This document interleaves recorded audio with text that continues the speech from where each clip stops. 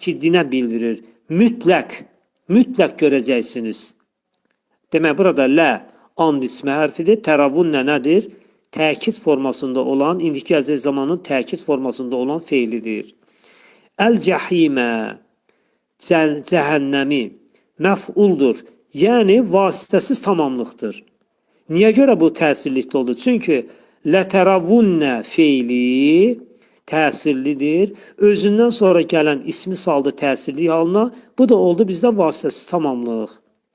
Müəyyənlikdədir. İsimlə ifadə olunub. Sonra və təkdədir. Baxırıq. Sümmə lətəravunnəhə aynəl yəqin. Sonra Allah Teala buyurur ki, sonra onu öz gözünüzlə görəcəksiniz. Lətəravunnəhə, öz gözünüzlə. Sümmə, sonra atf hərfi bağlayıcıdır. Lətəravunnəhə, and olsun onu görəcəksiniz.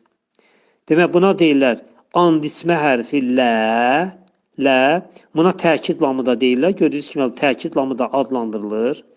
Və təravünnəhə bu, demək, bizdə olacaq izafət yox, təravünnə feilindən və hə bitişən əvəzindən ibarətdir. Demək, bitişən əvəzli feillə işlənəndə vasitəsiz tamamlıq olur. Fikir verirsiniz, burada yazılıb, hə məf'uldur.